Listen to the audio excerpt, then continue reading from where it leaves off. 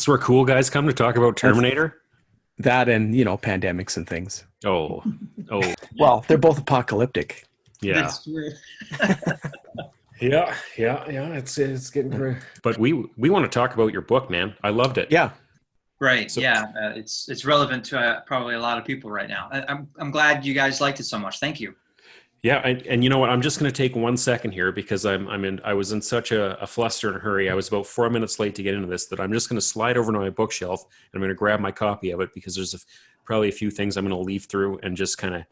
I don't like you asked me if we were going to have any questions, and I'm probably not going to ask you any questions because I read through it, and a lot of the ideas you had were like echoing what was going on in my mind while I was watching some of these Terminator movies. And so I'm not even going to ask any questions. I just probably am just going to bounce a bunch of stuff off you like a spaz and just have you talk about Terminator, if that's okay. Sure. All right. Give me about 2 seconds here. You guys just carry on. I'll be right back.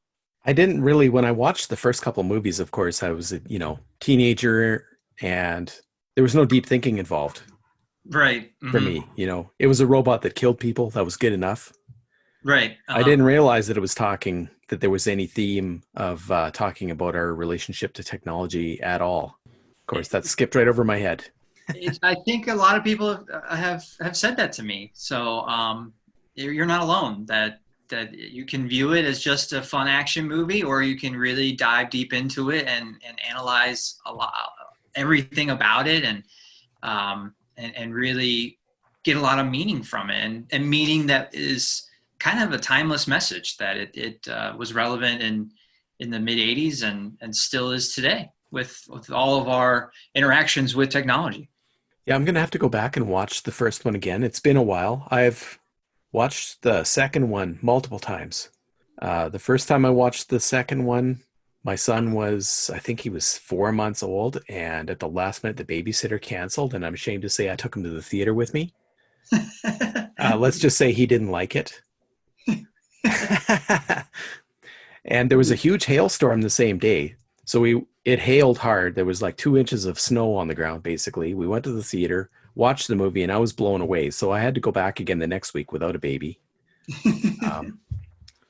By today's parenting standards, that's a really bad move, but That's all right. I think that's you're teaching them young to like the classic action films. Well, I don't know if we mentioned the title have we mentioned the title of your book yet, Dave? No.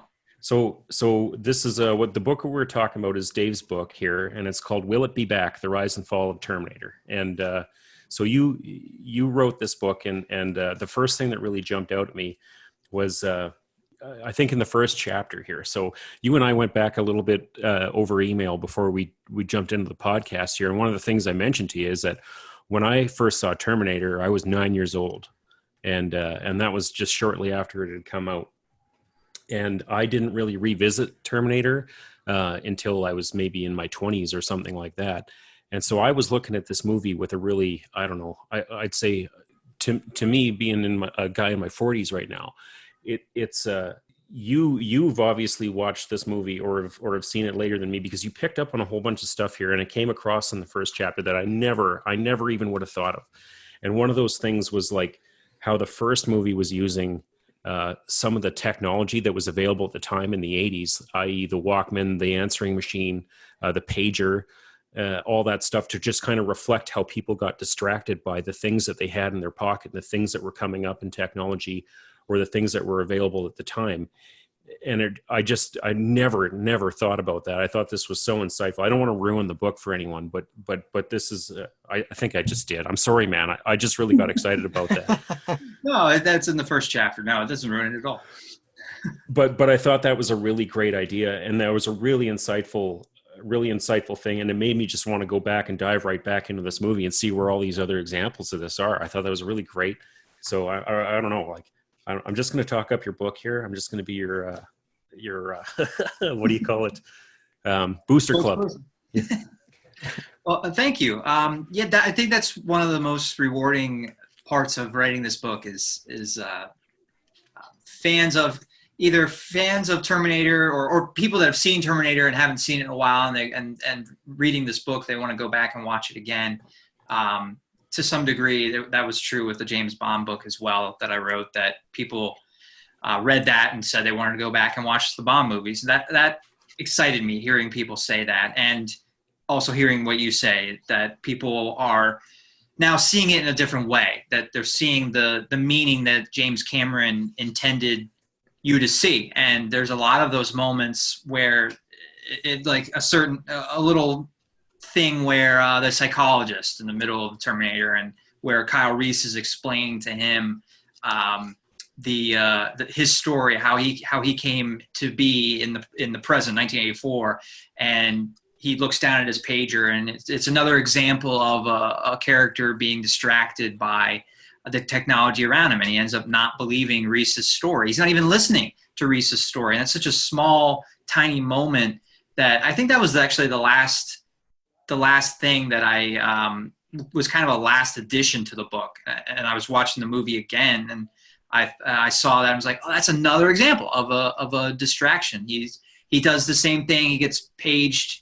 The Dr. Silberman does when he's walking out of the building when the Terminator comes in, and he doesn't see the machine that's been described to him for the last half hour. So it really is has powerful meaning about humanity's interactions and their relationship with modern technology. And this was modern technology 40 years ago. Yeah, it was a great pickup, and it's something that I never would have thought of. And as soon as you really hooked me in with your first chapter, because like if you can tell me something that I don't know, and of a movie I've seen, I don't know, probably a dozen times, man, you really impressed me here. So there's a few more instances in your book. I just got to ask before we move on any farther, has anyone else besides me here had a pager? Because I got to tell you, they're one of the silliest inventions we've ever had. I looked like a drug dealer. I was walking around with a mullet with a pager on my belt, cowboy boots. I don't know. There's something about pagers there was no way to get a hold of anybody back then. So it was a unique thing at the time. So the purpose of the pager, right, is to you're basically sending them a text message to call me. Yeah, a number would show up on the pager. Like it would go beep beep beep. You'd look down at it. There'd be the person's phone number and maybe the name.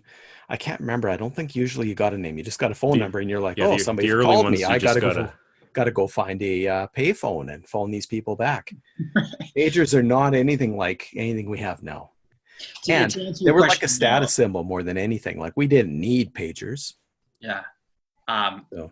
Yeah, I've never had a pager. My experience with pagers probably through Terminator and Die Hard 2, and doesn't Tom Hanks's character in Castaway have a pager? That's my experience with pagers. I think he might, yeah.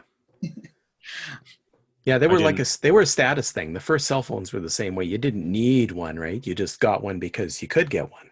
Right. And they were totally a distraction. They were an unnecessary distraction that we bought into because we were trying to be cool. That's, because I wasn't using it for work. It'd be different if I was a doctor or a psychologist or psychiatrist or something, but I was just a dude with a mullet and a pager. My dad did have one. He was a maintenance guy at a mall, and he'd have to be on call. So if something like a sewer backed up or a boiler quit, they'd page him and he'd have to go and drive in and fix something. Right. So I skipped the pager and I went right to the plasma rifle in the 40-watt range. That was my first dive into technology, but they took it away from me right away. They said, you can't have that. Rightfully so. It's not even been invented yet. You can't have one. But a couple things. I don't know, Tim, if you had something that you wanted to just jump into here, I could go all day. So go for it. Well, the other thing is I don't want to dive too much into the content of the book without you kind of. So I figure maybe we could just discuss some of the high points and low points of the Terminator stuff, and we could kind of walk through those and get your thoughts. Yeah, sure. And so some of them will be in the book, and then maybe you could just talk about those, and I won't have to. But another part that kind of caught my attention was kind of like you had the same kind of violent reaction to Terminator 3 that I had. No, I wouldn't say violent, but just kind of your initial thoughts on it. Blasé would be my reaction. Yeah, and we can talk about, so we can talk about Terminator 3, I guess. And I don't know. I walked in, I saw Terminator 3 in the theater when it came Mhm. out, and every fiber of my being didn't want to pay for the ticket, didn't want to sit down in the movie theater, and didn't want to watch this movie, because in the back of my mind, I had it in my head, was that Terminator 2, they stopped the event from happening. Right. And for this movie to exist, you have to sell me a whole bill of goods in order for me to even buy that this is even worth watching, because I liked the last movie so much that you're telling me that it was all worth nothing. Right. Yeah.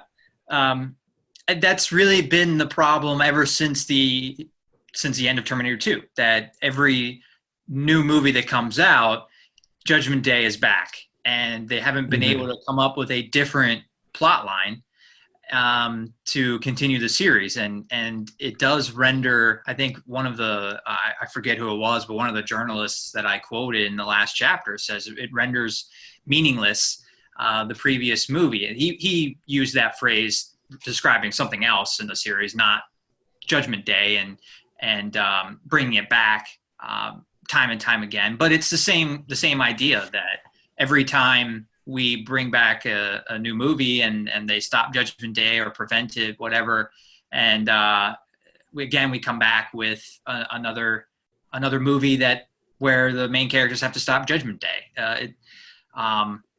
So I getting to Terminator 3, I was 13, 12, I guess 12 when that movie came out, and it was the first Terminator movie I got to see in theaters.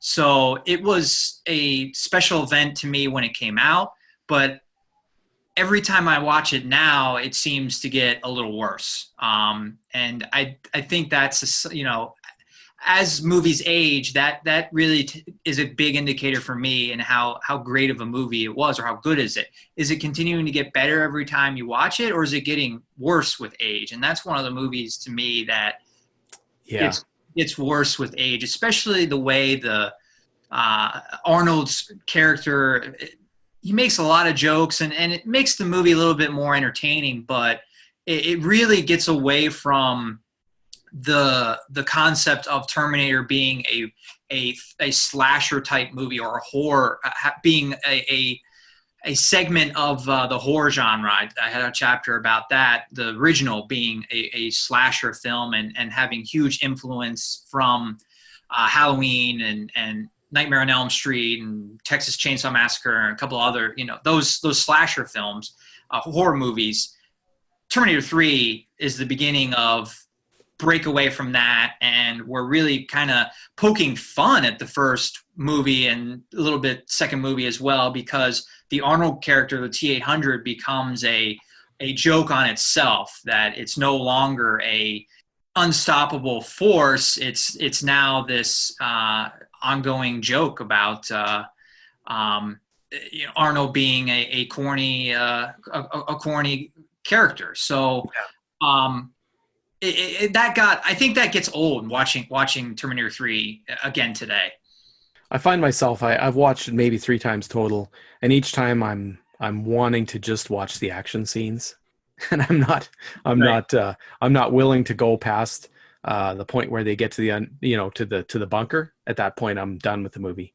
It's over for me, because the action scenes, all the good action scenes, are gone at that point, and that really shows me that it's got no intelligence behind it to me, in a way. If all I want to do is watch the smashing and the blowing up and the and the truck crashing scene, and that's all I'm interested in, then it doesn't have much substance, like you said, other than the action. It's entertaining, but it doesn't have the same level of meaning that the first 2 films have. And I started off criticizing Arnold's character in Terminator 3. I think the John Connor is really what bothered me the most from the film. We've been waiting to see John Connor be a hero, right? And at the end of the film, I'm going to spoil it for anybody who hasn't seen Terminator 3, he stumbles upon his destiny, that he just happens to be in the right place at the right time, in the right bunker, and he has the remote control to the microphone, and that's why he's the leader of the human resistance. That was a pretty big letdown. Yeah, and the one day he picked to stop drinking, No, I had kind of a funny reaction to this movie too, and also I remember sitting through and watching the whole movie and just kind of enjoying the action scenes, like you said, Tim. My wife and I still talk about the mayhem in that scene where they're driving the TX is driving that crane down the street with the with the right. boom out the side and just wrecking everything. It's an Really? amazing scene. The truck scenes are like some of the best in the Terminator movies. And I made it through, I'm going to say, about 80% of this movie, and I had about 50% enjoyment of it. And then I got to the last part, and the last part where they did the pump fake with the bunker and they got into the thing and they actually had Judgment Day take place. I was like, okay, I guess if you guys are going to extend the franchise, this is that filler movie. And man, am I ever looking forward to what comes next, because I thought what they were going to do is pretty much what they did do with Salvation, was move into the future a little bit, show the machine war and everything like that. Yeah. And I feel like we're glossing over Terminator 2, but it's such a good movie that we don't have to spend any time talking about it. It's just amazing. But we could come back. We're going to have to jump back to Terminator 2 maybe and just kind of go over the stuff that we loved. But the next movie with Terminator Salvation, I was pumped for this movie. I was just pumped to go see this movie. We went opening day, and I'd seen the trailers. I saw the 9 Inch Nails. I still remember the 9 Inch Nails trailer that they'd cut together that showed all the crazy stuff. And at this point now, I'm reserved to the fact that I'm going to see bigger and crazier machines every time I go see this Terminator franchise. And You're getting the giant transformer thing hauling people out of the cages, and you're getting the motorbike machine, and you got big lunky Terminators with no skin on, some with rubber skin. And, there was enough meat and potatoes there to hit me with something that I liked. So I was pretty excited to go see this movie. Thought they'd move past the point of the whole rehashing the Judgment Day thing. Found a decent way a clunky way to make it work that I would be interested enough to go watch the next movie. And then we got to the end of this movie and I just didn't know what to do. I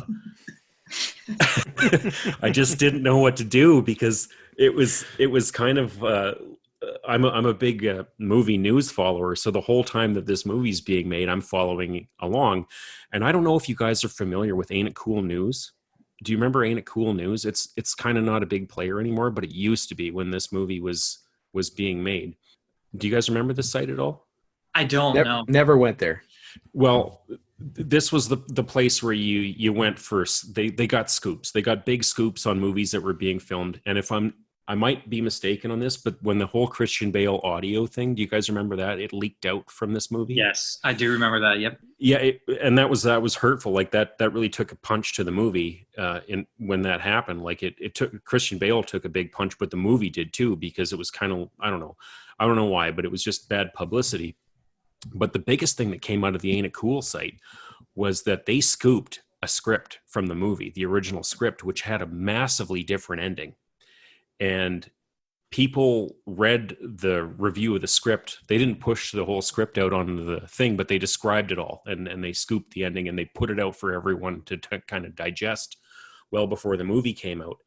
And it caused them to rewrite the ending of the movie to the ending that you see now, which was maybe way less controversial. But by the time that they'd done that, the damage had already been done. And everyone flipped out about it. They reacted to it. And then they made the movie end the way that this one ended, just specifically for that reason, right? So another instance of technology working against us here. We had the whole internet just kind of suck the end of this movie away. And it really surprised me. And when I didn't read the scoop because I didn't want to be spoiled by the movie until after I watched the movie. And then I read the scoop, and it kind of, I was revolted at first, and then I thought about it for a little while, and I went, that would have been kind of cool if they'd have done that, but they didn't until the next movie, and they rehashed that plot point again. So I don't know if you guys know anything about this or not, but I could. Do you want me to spoil it? What was the ending? What was the original ending in the script that was spoiled? So if I can't remember the name of the character, was it Marcus? Who's the Yes. okay, Yep. so Marcus is the half human Terminator hybrid guy, right? Yeah. The death row inmate or whatever. So at the end of the movie, pretty much everything that you saw up to the point where Christian Bale fights the T-800, the Arnold Schwarzenegger T-800, he gets stabbed through the heart. Well, in the original script, he dies and he's done. And Marcus takes his place, because if you remember, if you're watching that movie, all throughout that whole movie, whenever John Connor, and it's something they followed through with from the first movie, whenever John Connor is talking and everyone knows John Connor, very few people have actually seen him. He's just a voice on the radio, right? He's going over and saying all this stuff on the radio, and he's kind of got this, for lack of a better term, cult following. And they played that through the whole movie, so that at the end of the movie, this guy would just be like, John Connor's dead, and he just kind of walks into his skin, but he's a half human, Terminator hybrid guy. So that's what everyone flipped out about, and it caused them to write the ending where they just did the heart transplant, which was, I don't know, it was okay. It was that was an ending, and that's the best we got. And I don't know, like you think about it. When you think about this stuff and you think about the chance that they were willing to take with that, if they would have just laid it out there and maybe took that big chance and made that big leap, unfettered by the reaction from the internet, it might have been really cool. I kind of feel like everybody bowing to the wishes of the internet is wrecking things, because it's happened quite a few times just in the last year period. We won't even go down the Cats road, the Cats movie, but for instance, they changed the look of Sonic the Hedgehog recently because of internet backlash, and it seems out of control. If you're an artist and you're making something, you should just make it. You shouldn't be going, oh well, I don't think the people are going to like it. Yeah. It weakens you. Then your creative, I don't know, you're going to make garbage sometimes. That's just the way it is, and people aren't going to like it. You have to take that chance. If there's no consequences, what are you doing? And that's the same problem with movie 3. We've removed the consequences from the second movie. You need consequences. You need to be having the ability to just make crap and have it fail. And, regardless of what people are going to warn you about ahead of time or freak out about. You constantly see these articles, everybody's outraged because, of the new Star Wars movie and how it's going to be, but it isn't yet, but we're already outraged. I don't know. I don't care. I don't like the way it's going.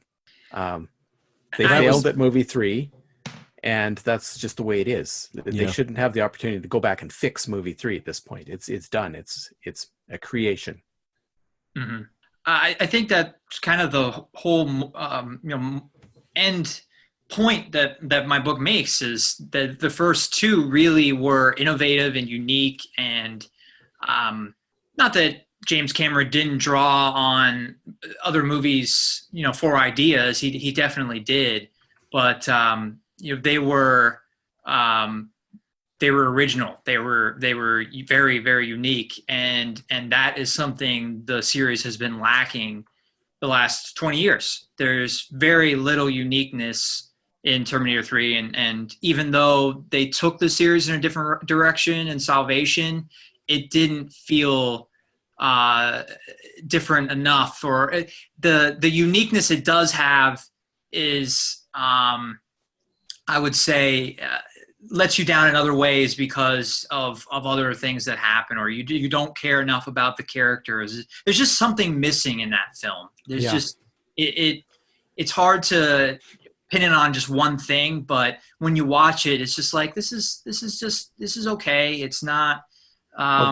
I don't have a strong feeling about it one way or another. And I guess you would have had a much bigger reaction. Maybe you would have hated it, but at least you would have had a much stronger feeling if they had gone to that original ending you were talking about. Yeah.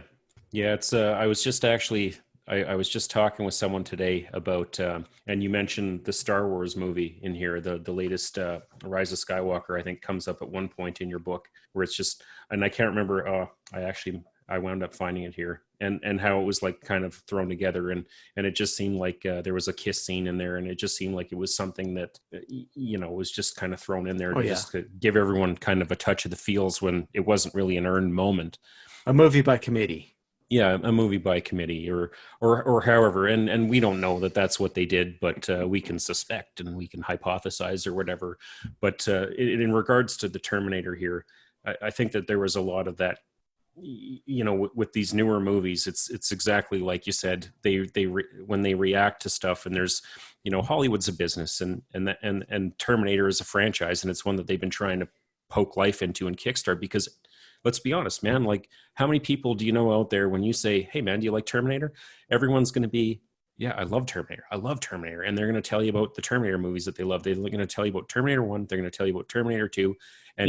And I'd even argue that there's a lot of people out there, myself included, that are going to have a lot of good things to say about Terminator Dark Fate, which is a pity because after I read your book, Dave, the first thing I did was I went and I hadn't watched Terminator Dark Fate, and it's the first Terminator movie I've missed in the theater since Terminator 2. I've seen every movie when it came out since Terminator 2, and that includes Genesis, but I didn't see this one, and I kind of regret it because I think this is the Terminator 3 we should have got.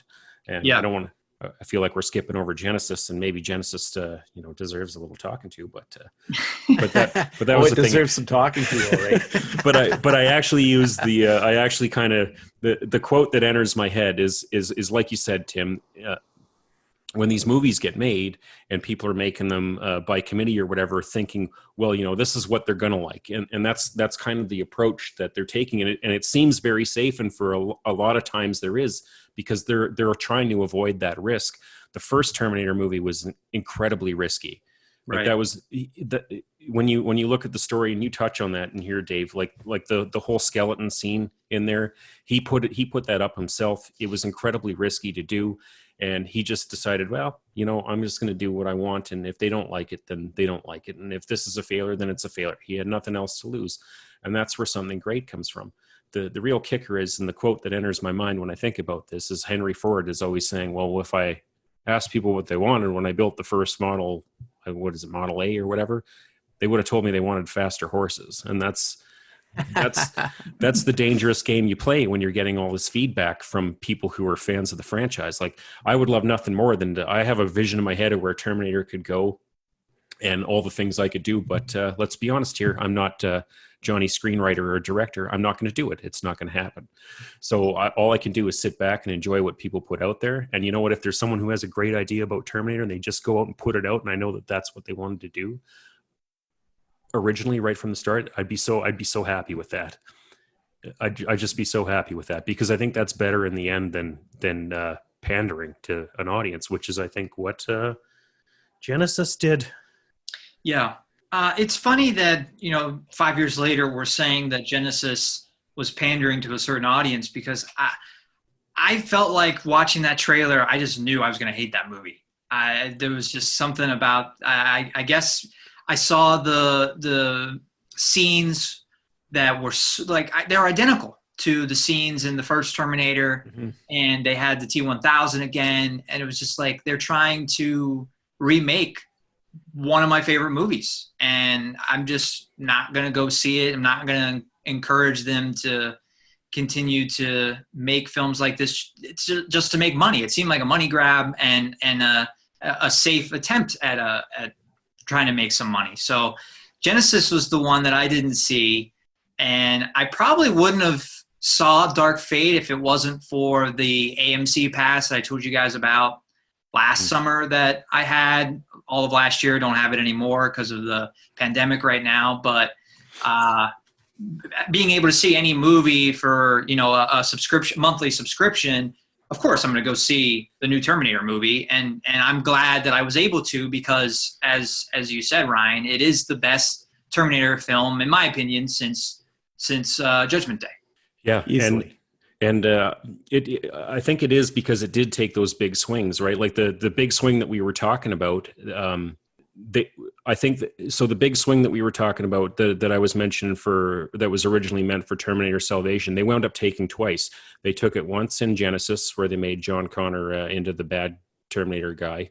I can't even remember how that ended. I just want to wipe it from my mind.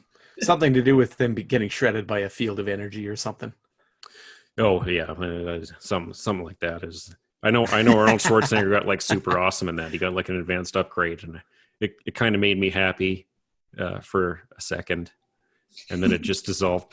But and then they took the swing again with John Connor, where they wiped him out at the and I'm gonna, Tim, we were spoiling stuff here, so they wiped him out at the beginning of this movie here. It's the first thing you see is just young John Connor, a kid, and he's done. He's killed instantly in the first scene.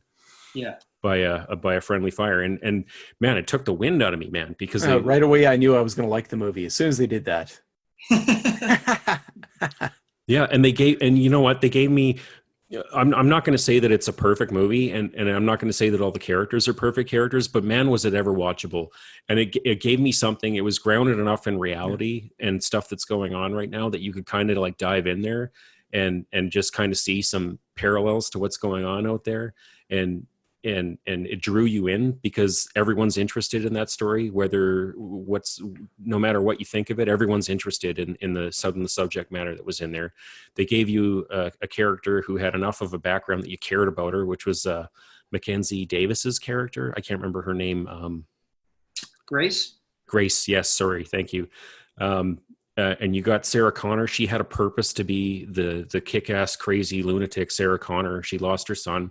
And then it gave you a Terminator that had lost its purpose entirely.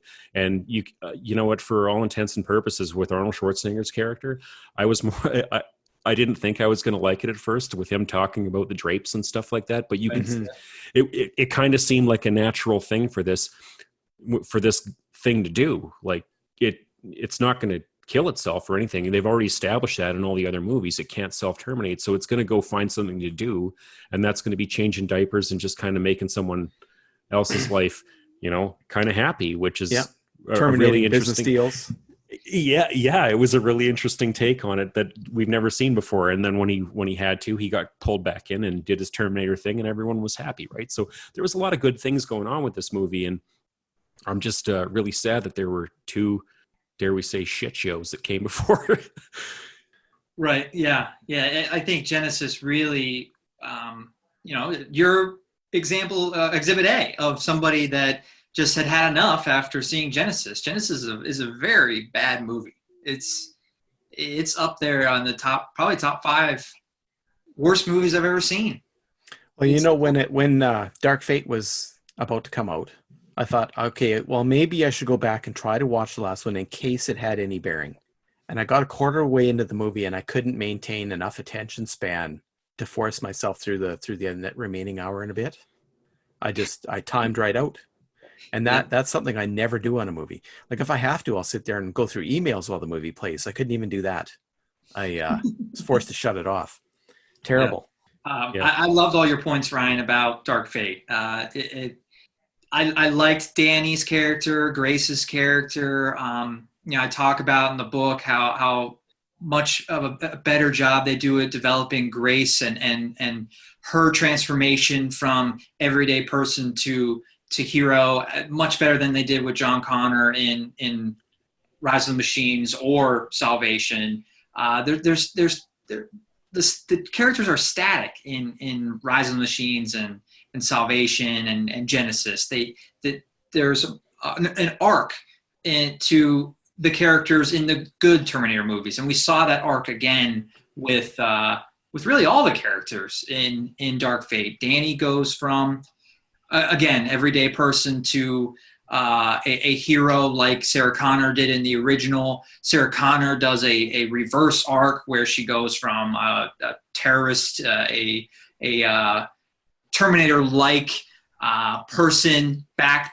She finds her humanity again, and you see the change that the Terminator has undergone, going from, in the first scene, a killing machine to a human being back to a human protector like Arnold's character was in Judgment Day. So there was a lot to like with the character developments, and it was great to see Linda Hamilton back. Everybody has always said, this is Arnold Schwarzenegger's series.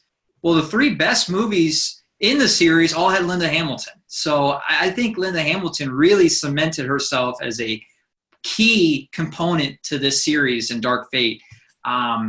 with her performance and what she was able to bring, the life she was able to breathe back into the series in Dark Fate.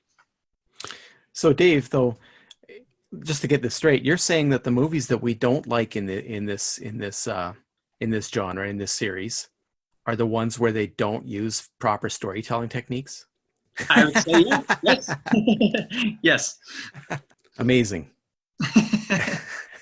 No, you really nailed it here, Dave.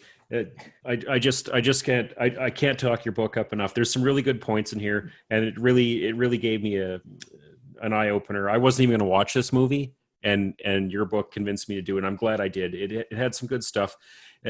Some of the points that you mentioned. Tim is the time travel guy. Is that fair to say, Tim, that you're the time travel? I definitely absorb a lot of time travel stories. Yes. Yeah, I know this about you, and you love the time travel stuff, and I think I'm like a layman for time travel and plot points. I tend to avoid it for the more pedestrian kind of kick in the nuts kind of stuff. But would you say in your time travel expert opinion that they handled the time travel and or multiple reality thing well in this? For sure. The first two kind of wrap themselves up, and that's why that should have just been it. Because the time travel, it closed the loop. That should have been it, right? Yeah. And that's where number 3 didn't work, is because time travel rules got broken there for sure. Yeah. That was why I really enjoyed the Terminator television series, because they eliminated the need for the time travel to be a problem. Just the way the plot worked in that movie, it seemed like there was enough exceptions that you could get away with the paradoxes. I didn't really find any problems with this last one, except for how did the Terminator know when time travel was occurring so that he could, we don't want to give too much spoiler there, I guess, but that one plot point there. This is the problem. Like, you time travel guys, I got to tell you, like, you got a whole different head around, because I was watching this stuff, and I'm watching this stuff, and whenever you do the time travel thing, I always feel like a lunkhead.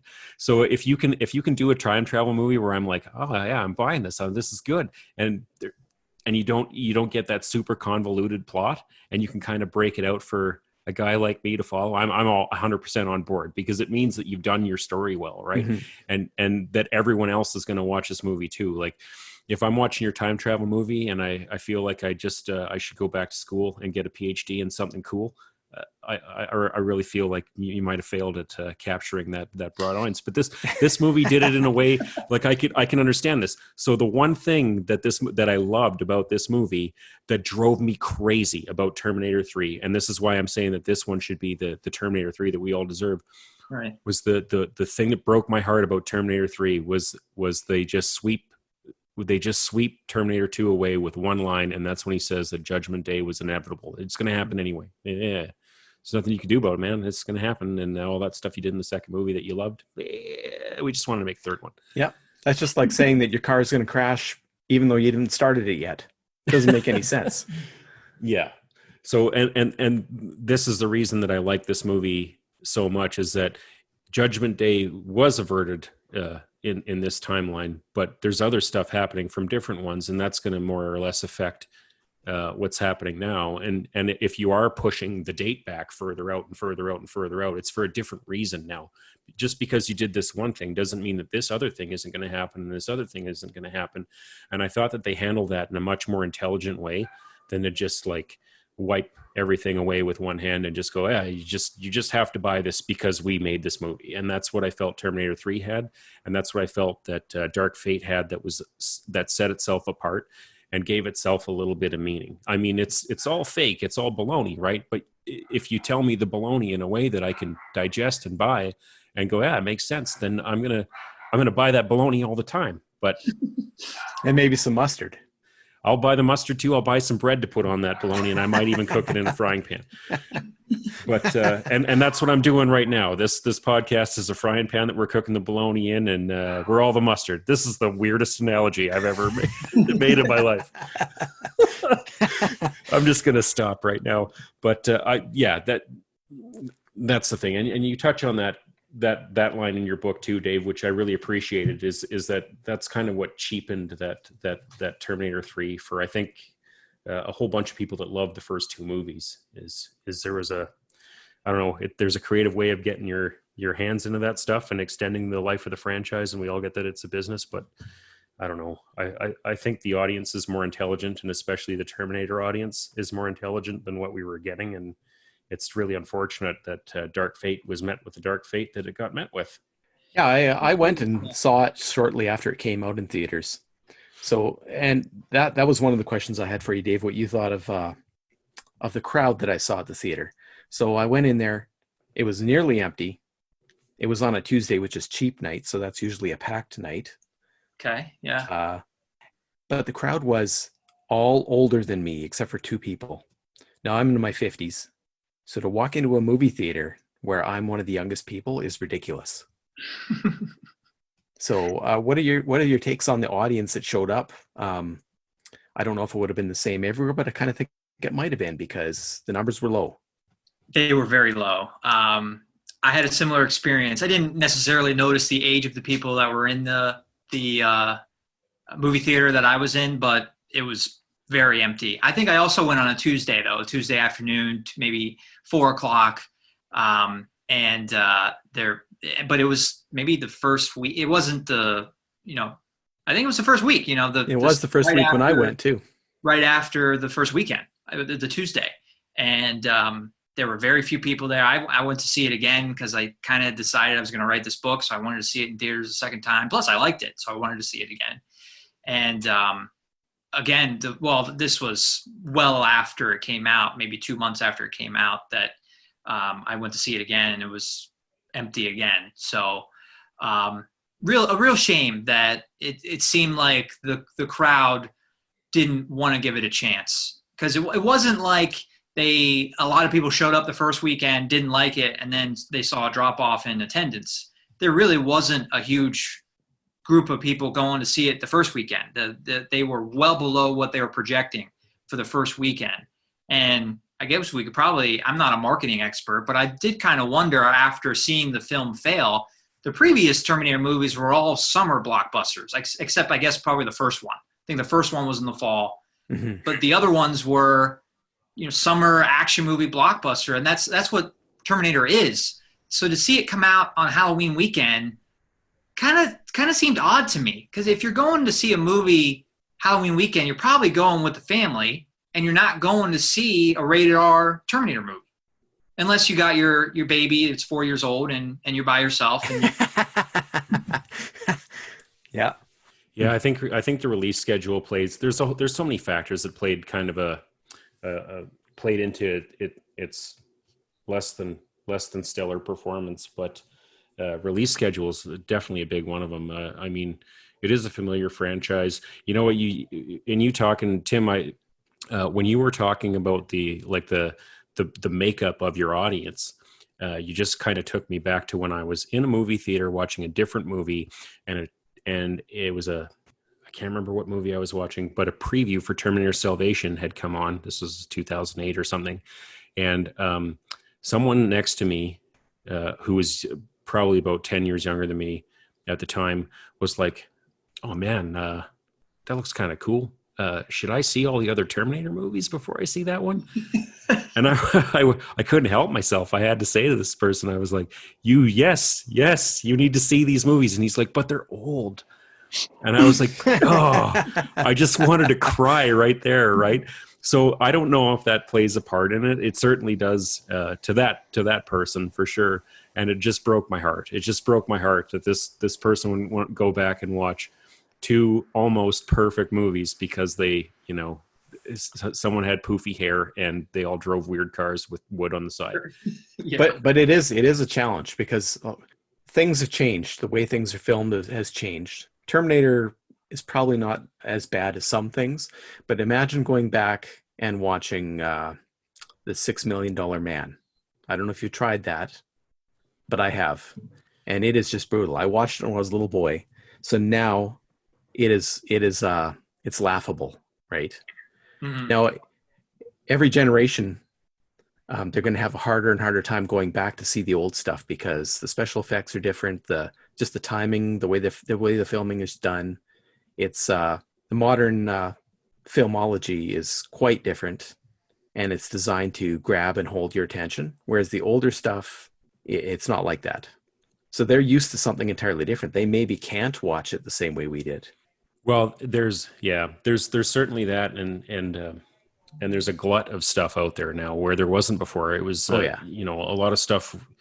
I remember saying this to my kids, the old man talk. And I say to my kids, like right now they have pretty much any movie available to them that they want. Any TV show that's ever been recorded in history is available to them at their beck and call, right? Whereas we had to wait for this stuff to come on. I mean, me being a Terminator fan when I was a kid, there was a movie channel that we had. And if the Terminator movie wasn't on that movie channel, I just didn't get to watch it for years and years and years.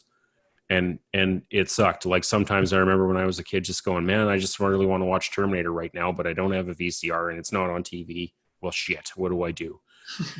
and that was you rent a VCR. You save up your money and you rent a VCR, because that's what I did. You were more industrious than me. I didn't have these kind of monies that you speak of. Talk about convincing your parents to go to the store and rent a VCR with you.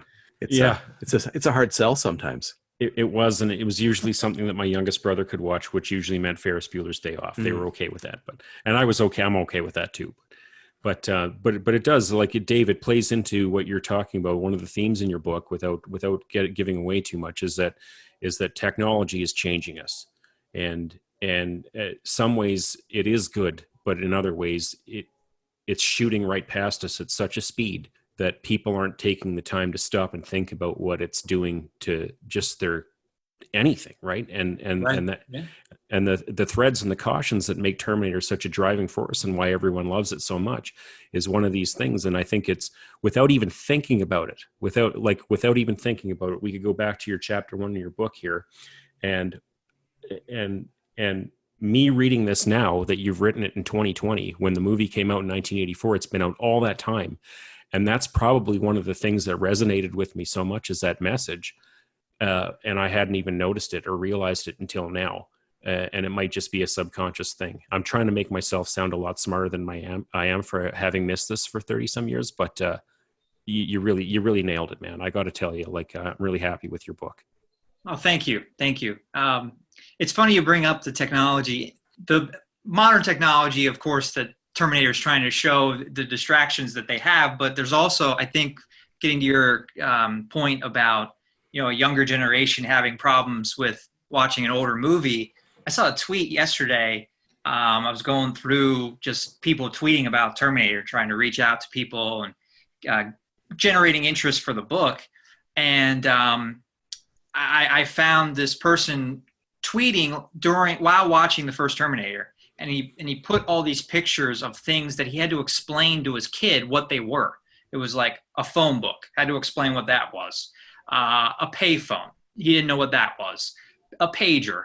Why are the cars so long? And little things like that. I am a huge Seinfeld fan. But how many Seinfeld episodes are there where the premise of the episode is they can't get a hold of each other because they don't have phones? And it's I remember when there were no cell phones, so it still resonates to me, and I think it's hilarious. But it is interesting to think about someone that is even 5 years younger than me, or 20 when somebody who's 20 years younger than me starts watching Seinfeld. It's not going to mean as much to them because they're in a restaurant, and you're like, well, why don't they just text each other that they're at a different restaurant than they were planning to be, or that they're going to be late, or it's no fault to the film, but I guess it's dated in that way. All things are from a certain period. You just gave me a great idea for a game show that we could have in just a couple of years from now. We could call it Survivor 2022, city version. You take a bunch of younger people into an area that they are unfamiliar with in the city, and you smash all their phones with a sledgehammer, and then you let them loose. That would be a good show. Yeah, I don't. Yeah. It's an interesting concept because they won't be able to buy anything. All their money will be in their phone. It'd be crazy. Do most people now have their credit card saved in their phone? That's one thing I've not done. Since this pandemic started, you can't even use cash in my area of the world. You're not allowed to. Can you use card? You can use cards, but they're all tap cards. Okay. And a lot of people use their Apple Pay. Okay. Yeah, I mean, I've always said I'm 30 years older than I actually appear, but that's Apple Pay is a foreign language to me. I was forced to get tap on my card because of this pandemic. So Right. I actually used Apple Pay one time because there was a vending machine and I was really hungry, and the vending machine took Apple Pay, and I didn't have any money, so I loaded the Apple Pay on my phone and loaded my credit card onto my phone like a dummy. And then I went up and I got my bag of chips or whatever with the Apple Pay. And I just was like, dude, you just sold your soul into that machine, man. You just did it for that bag of chips. Yep. You're on the Terminator side now. that's right. You know, well, these things, I don't know. This movie is like, I can't tell you, like this is one of those movies that's always stayed with me. I've always had a love for it. And again, this is one of the reasons why is anytime you do some sort of interaction with a non-human entity that you need in your life, I just think of Skynet. Actually, my wireless network at my house is always named Skynet. It's been that way since there was wireless internet invented, and it will never change ever. And I put that there as a constant reminder to myself that I am communicating with a machine. I hate to sound like a paranoid guy, but this is the reality that we're dealing with, is that these things are taking certain bits of information from you, and these machines, this collective machine, is kind of learning through algorithms and stuff what people like, what people want to buy, what people, who people want to see, who people contact the most, what things make you happy, what things make you sad, what things, these things are all being written into this stuff. And it can't help but take me right back. I mean, as much as the other stuff has been around there, the Matrix and some of these other post-apocalyptic man versus machine sort of things, the one that it always comes back to is Terminator and Skynet. Yeah. It was just so effective in showing us what a relationship with machines on that level could be, right? Yeah, the future is coming to get you. Yeah, and there's certain things to be optimistic about, like and that's one of the things that I always kind of remind myself of. And I remember working with this one guy, and he was like just deriding the internet. He was just crapping all over it, saying it was the worst thing that ever happened to humanity. And I happened to be like, well, I guess if all you use it for is porn. But I mean, if you really want to know pretty much anything, you're walking around with the entirety of human knowledge in your pocket at any given time. So whatever you do with it is what I guess is how you choose to interface with it. So maybe you should start using it for something that's worth your time instead of something that's not, and you'd feel differently about it. But that's kind of like the reality that we're dealing with, is some of these things, things are going to change, and people try to accept these things, but some things you wonder if it's for good or for not. And for right now, it's the people that are behind it that are making it bad or good or otherwise, right? And it's not the fault of the machine. I don't know. This is getting deep, guys. Everything in moderation, right? Yeah, that's the key to it, right? And just being aware too. I find that there's lots of people that put their trust in some of these things without realizing what they're buying into, right? And there's a lot of that too, because it's convenience. Like, I mean, we're creatures of convenience. We like to have these things be done for us, and we like to not know where they come from, and we like to just think, well, this is going to happen this way now. And you don't really think about what the consequences of, putting your credit card in the internet is, or putting your address into a site sometimes are. And I don't know if you've ever I buy stuff online all the time, and I've had my credit card defrauded a couple times. And for the life of me, I don't know how people get that information, but they do. And when they do, it sucks, because you're in the grocery store and you've got a whole whack of stuff, and then you realize that you're short a whole whack of money out of your bank account or something like that, and you realize it then, right? Mm-hmm. So it's kind of scary, but I don't know. Terminator, it always comes back to Terminator for me. It does. And I that's the other question, that the thing I was really wondering about when Dark Fate didn't do well.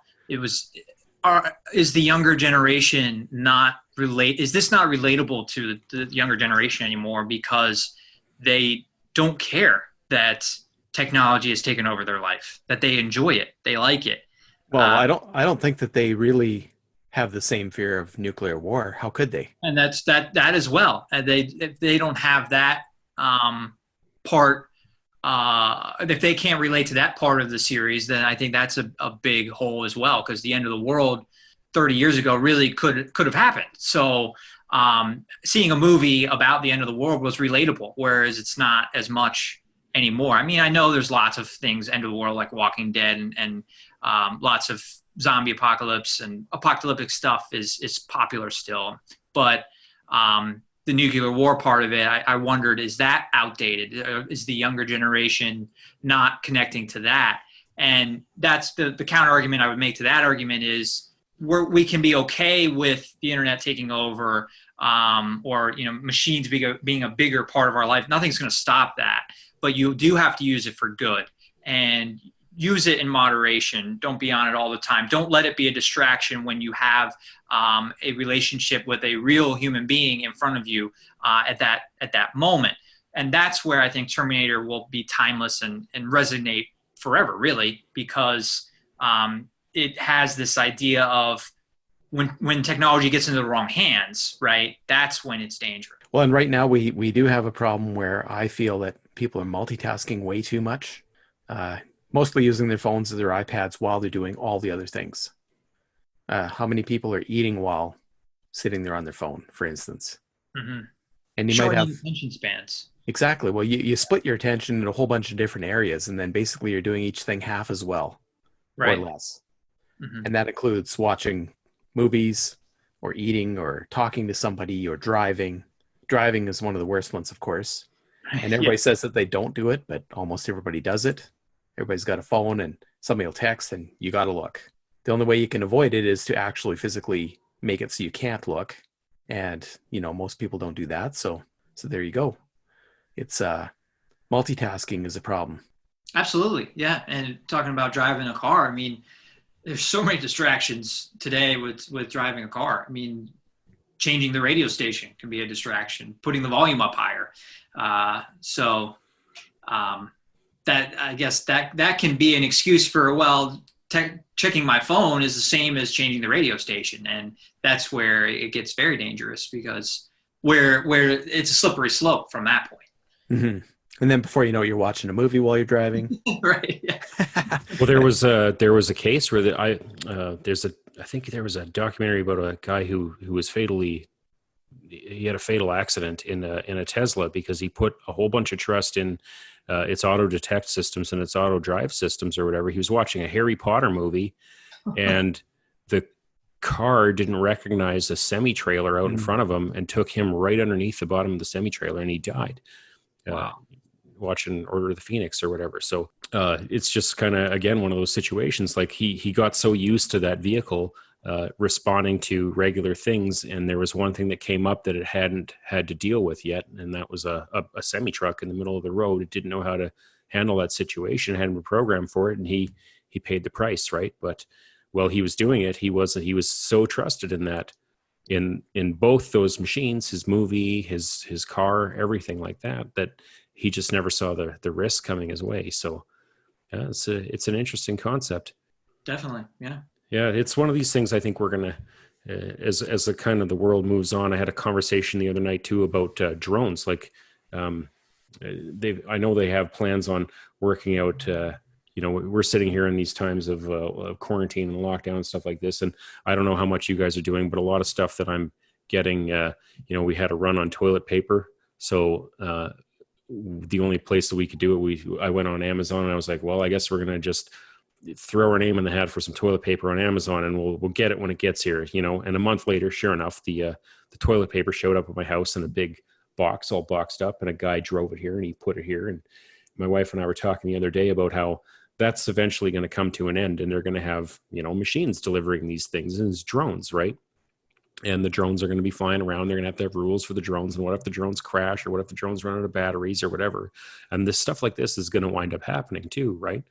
It's kind of in the cards for us. So we'll see. We'll see how it all goes. We're going to get our stuff faster. We're going to get our stuff quicker, cheaper, less packaging, all the good stuff that we want as people. But it comes with a price, right? And some of that stuff is going to be, human price. The guy's going to be out of a job because the drone's doing it. And another thing could be someone gets injured by one of them falling, or or one of them malfunctioning or something like that. Another one's privacy, is people don't think about privacy nearly as much as they did when I was a kid. Like if you would have told me that when I was younger, that everyone would have a device in their house that was listening to them all the time and figuring out what kind of stuff they liked, and or giving portions of their daily life to a company or the government, I would have told you that you were absolutely out of your mind. No one would ever allow that in their house.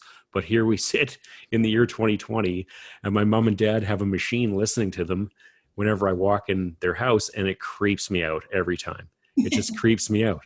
But I get why people love them. Like, I mean, they play the songs, they buy you the stuff when you want it, and it is kind of cool. But there's a trade-off for that, and I don't think a whole lot of people are cognizant of that stuff. And when I look at that little machine sitting in my mom and dad's house that's just got that little light, and I know it's listening all the time, my brain immediately goes back to Skynet. So on that note, what's next, Dave? I'm working on my next book. I'm going to go fiction route this time. I forget if I mentioned this the last time you guys had me on and asked me what was next. Writing the World War II fiction story. It's loosely based on my grandfather and his two brothers that served there in France after D-Day, June 1944. I'm not really, taking a lot of time off, going right into doing that. I've already started writing that. That sounds pretty interesting. Well, Dave, I don't know you could tell or not, but your last book has really sparked my imagination. So I'm going to be devouring whatever you have next. Well, thank you. I really appreciate the support, guys. And I'm hoping that's out August, September. I was hoping to have that book out before my wedding in the first weekend of August. But just a couple days ago, the wedding has been postponed because of the coronavirus. So I don't know if the book, even without the wedding plans and everything, will be out before August 8th. But hopefully before football season, and hopefully there is football season. So look, you guys can look out for that fiction story late summer, I would say. Well, there is a lot of unknowns here this year, but we'll definitely keep that on the horizon. Yeah. So your book right now is called The Rise and Fall of Terminator, Will It Be Back? And I'm looking at it here on the Canadian Amazon store. I imagine it's available worldwide, correct? Yes. Paperback and Kindle edition. Yep. Don't have the hardcover yet. I'm not sure when that's going to happen, but I plan to publish that at some point this summer in hardback. If listeners would like a signed paperback, I have copies here at my house. I can sign one, mail it to them. I'm trying to develop a more streamlined way of receiving payment from people, so they can just kind of put in a credit card, like you purchase on Amazon, and the credit card payment would go straight to me. I just haven't found a way to do that yet. I think I got to make a website and then put the payment info on that website. That's one of my projects I have on my list. But if you want a signed copy, you can send me payment through PayPal, through Venmo. I have Cash App.